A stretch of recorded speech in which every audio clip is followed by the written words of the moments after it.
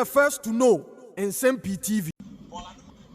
Lawyer Paul Admochiri, and NDC for Omojina. And yet in some kitwa. Now, Lawyer Paul Admochiri trans now come here is NDC for come here is the law of the land Omunimana.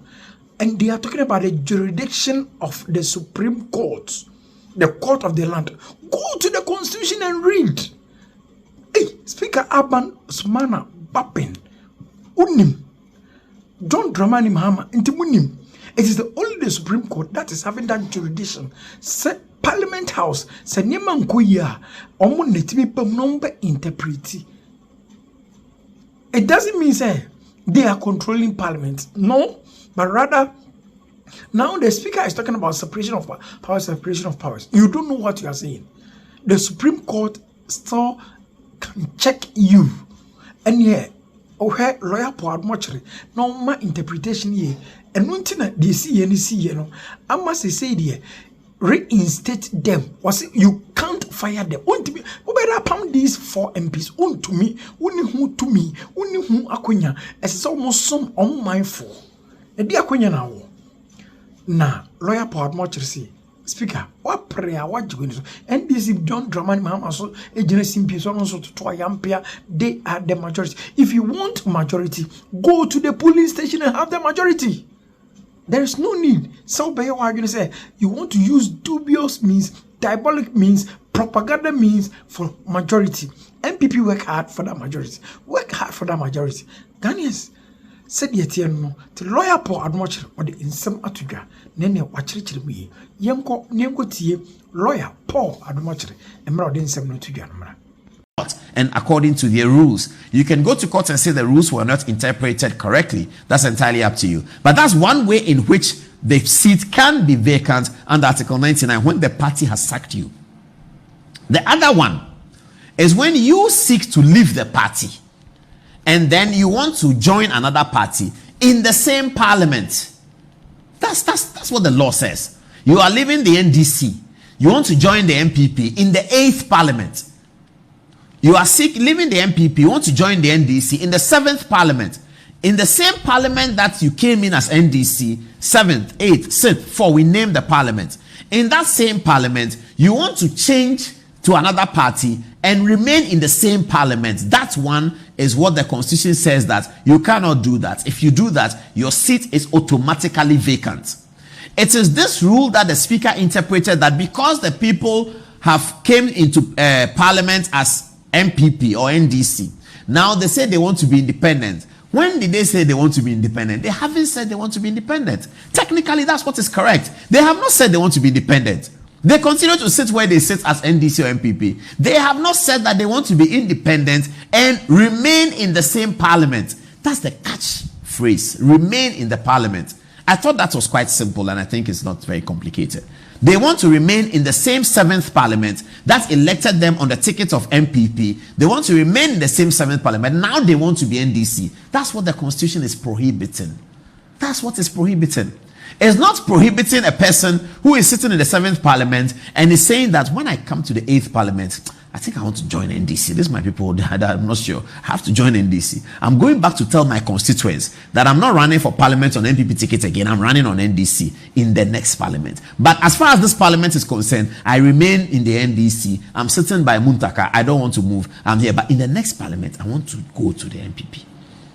Now, the processes for the next parliament begins before the expiration of this parliament. So if I go and file something in electoral commission, it is evincing an intention about the parliament yet to be. You are evincing an intention about the parliament yet to be. How can anybody interpret that as leaving your party and seeking to remain in the same parliament? I don't understand this. Unless some people want to do propaganda. There's also Michael Quay, and I'm presenting this as a defense for Michael Quay. Michael Quay received a letter from the New Patriotic Party. Says that we have sacked this person from the party. Irrespective of what the matter is, the party says they've sacked him and therefore he has to leave parliament. That has nothing to do with the remain. A party has sacked you from their party. It has nothing to do with you are remaining in parliament. you are automatically gone if the party whose tickets you went there with say that they have sacked you for whatever reason. Okay. The other thing is that if you want to leave your party and join another party, you cannot do that in the same parliament. Okay, let me just read that. A member of parliament shall vacate his seat in parliament if he leaves the party of which he was member at the time of his election to parliament to join another party or seeks to remain in parliament as an independent candidate. To remain, to join another party or become independent and remain. That's the critical operative word. Remain. So you come into Parliament 7 as blue, you want to change whilst Parliament 7 is still on as red. And the Constitution prohibits that. Okay, let's get into the details. So, timer, this ends 1. Please, very important. It's 5 minutes, it ends it. All right. Article 99. The High Court shall have jurisdiction to hear and determine any question whether a person has been validly elected as a member of parliament or the seat of a member of parliament has become vacant. The High Court shall have jurisdiction. Again, very, very important.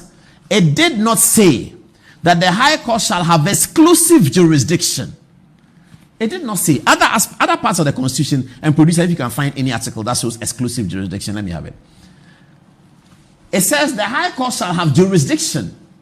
It didn't say exclusive jurisdiction, because the Supreme Court is the author of interpretation of the Constitution.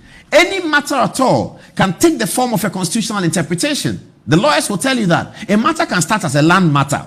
Parliamentary versus John Dramani Mahama. We are fighting over Aboboloshi land. It can become a constitutional matter. If in the fight over Aboboloshi land, Parliamentary raises an issue that John Dramani Mahama, having been commander-in-chief of the Ghana Armed Forces before, under the Constitution, is not entitled to file a writ against me in the High Court. I have raised the constitutional matter for the Supreme Court to make the determination. And the Constitution says that the Supreme Court has exclusive jurisdiction in the interpretation of the constitutional provisions in 1992's document.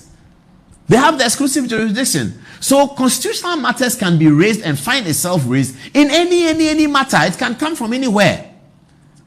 But in constitutional matters, the apex court, the Supreme Court, has exclusive jurisdiction. That's what it is. The High Court here has jurisdiction, but it's not exclusive. So the conversation I was telling you about today, apparently when the judges went into the court, they went into conclave to make a decision, to share their decision. So they were arguing. I won't tell you who, because if I say that, you sort of get it. I mean, I won't even tell you the agenda. If I say it, you get it. So one person who is voting for the dissenting asked the person voting for majority that where? We say we are going for the majority. We are interpreting. The speaker can't do that. Then the other one said, I agree with you, but this is a matter for the High Court. And therefore, when Afenyo Makin brought his application, this opinion suggests that when Afenyo Makin brought his application, the Supreme Court should have declined original jurisdiction and revert to the High Court for the jurisdiction. Let the High Court make a decision. If the applicant or the respondent are unhappy with the decision of the High Court, then they will file an application to the Supreme Court, an interlocutory application to the Supreme Court for a determination of the constitutional issues. This was the view, and I believe it may be the view of the two, but we have to wait for tomorrow and see what the views really are. But we are suggesting here. Now it's okay. But this is a matter of critical issues. First of all, the time is important. 3 weeks to election. Second of all, Article 2. Producer, give me Article 2. Article 2 directs the Supreme Court to accept jurisdiction when matters of constitutional interpretation have been raised in a writ. That is the Supreme Court's fundamental obligation. That when matters of constitutional interpretation have been raised in a writ, the Supreme Court ought to accept the jurisdiction. Here it is. Original jurisdiction of the Supreme Court. 1.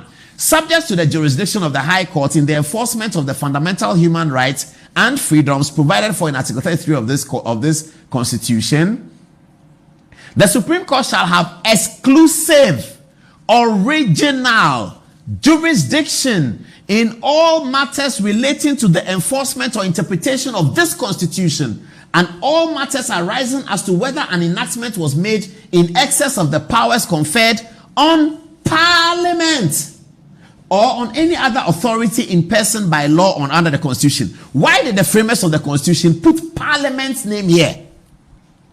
And those who are talking about separation of powers and they say they don't understand it. Why did the framers of the Constitution put Parliament here? Let's read it again. Subject to the jurisdiction of the High Court in the enforcement of the fundamental human rights and freedoms as provided in Article 33 of this Constitution, the Supreme Court shall have exclusive original jurisdiction in all matters relating to the enforcement or interpretation of this Constitution and in all matters arising as to whether an enactment was made in excess of the powers conferred on Parliament. So the framers of the Constitution had supposed that there would be friction and Parliament would do certain things that will require the interpretation in Ghana, creating a fetish about something that is straightforward.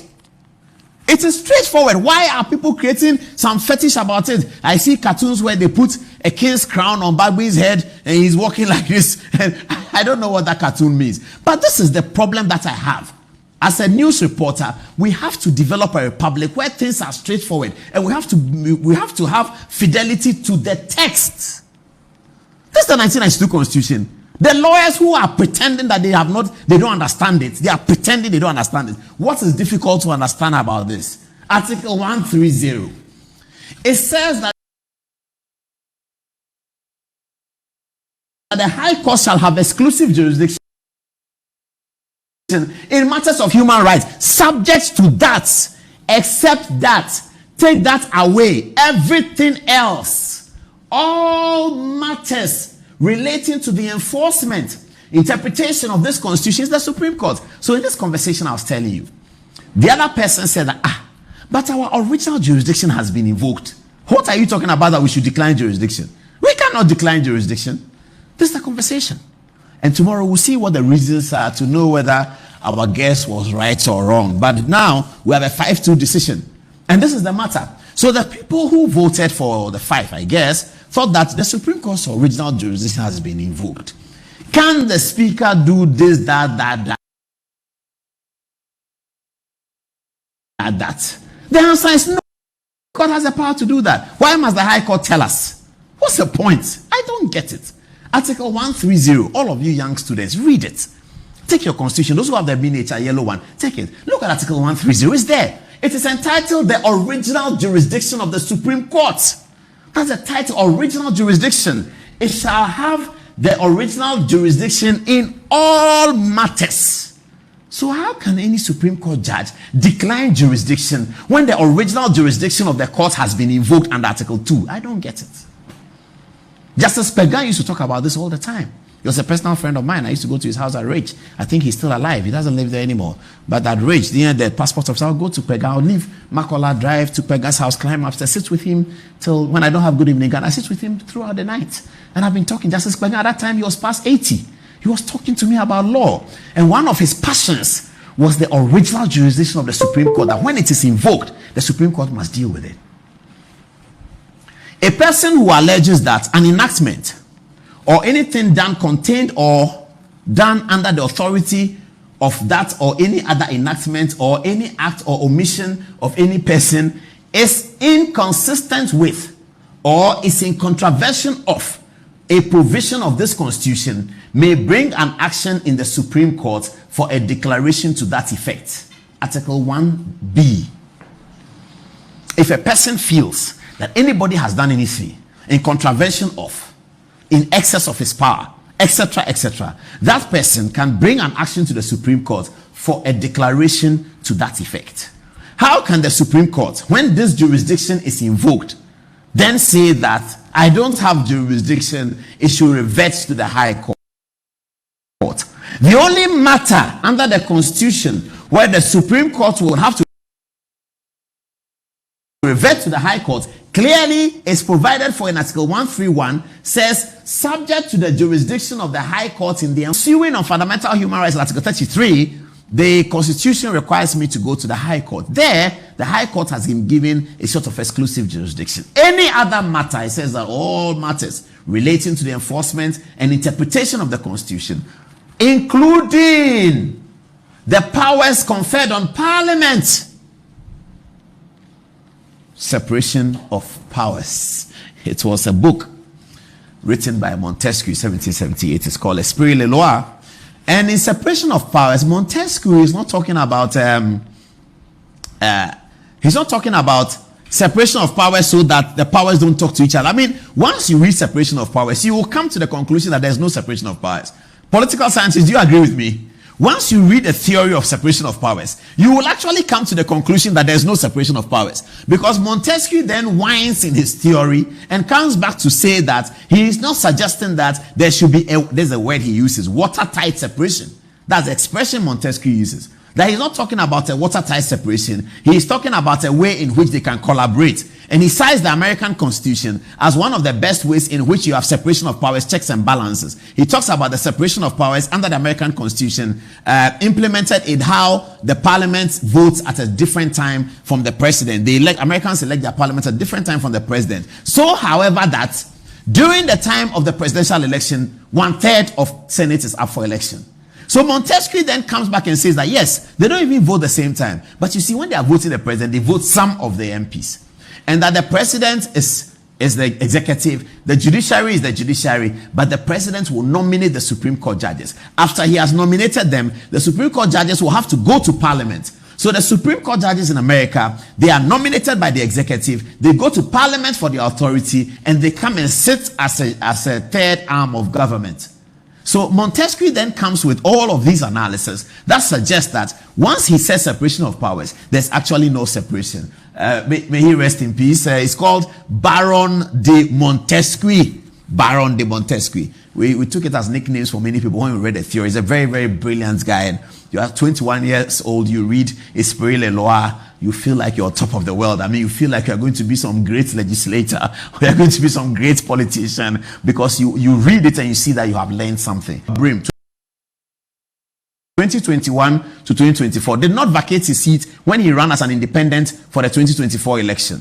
Now, Kwaku Azar has to tell us that the Speaker's decision is wrong, and that there has been many a precedent in Parliament where the people have indicated in the next Parliament, in the Parliament to be, that they will not be the same place they were in the Parliament that now is, and they didn't leave the Parliament. So he lists all of these. William Akoto is one.